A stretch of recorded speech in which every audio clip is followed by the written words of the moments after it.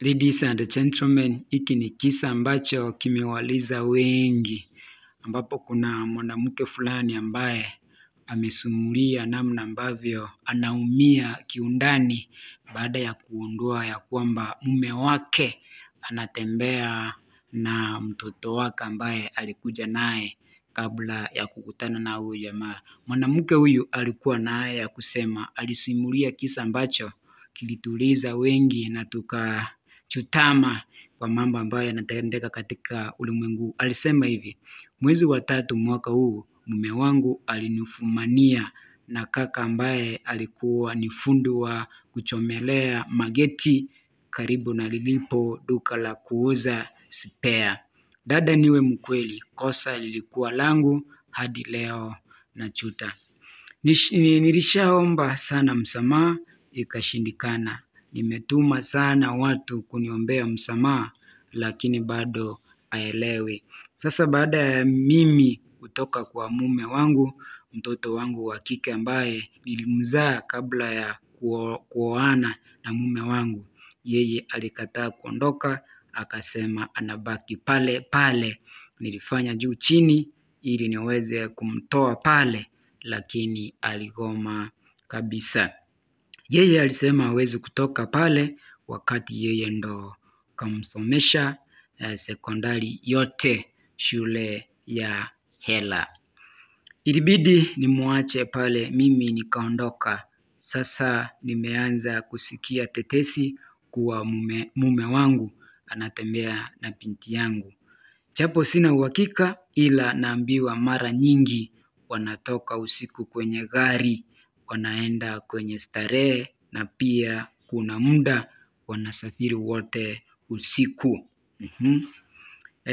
Kila nikimpigia simu mwanangu kumuuliza hicho kitu, anakataa, kudai sio kweli.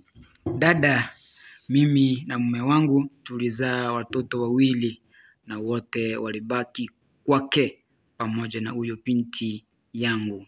Ina maana jumla wapo 3 pale wanaishi na mdada wa kazi.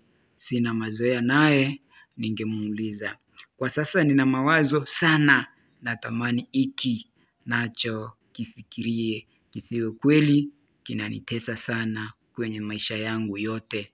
Naumia mno dada yangu, natamani muda urudi nyuma. Hayo ni maneno ya mdada fulani ambaye anajutia. Kuna kipindi ambacho alikuwa ameolewa, lakini kipindi ambacho anaolewa alikuwa na mtoto mmoja msichana. Alafu alifunguliwa biashara ambayo ilikuwa inauza spare za gari na pikipiki na kadhalika. Alafu akafanya makosa, akapatikana akifanya tendo la ndoa na mfundi mmoja ambaye alikuwa anachomelea mageti ambaye alikuwa karibu na duka lake. Kisha baadaye akafumaniwa akifanya tendo la ndoa na mume wake halali. Kitu ambacho mume wake alifanya, alimfukuza na mdada huyu kuondoka akaelekea kwao.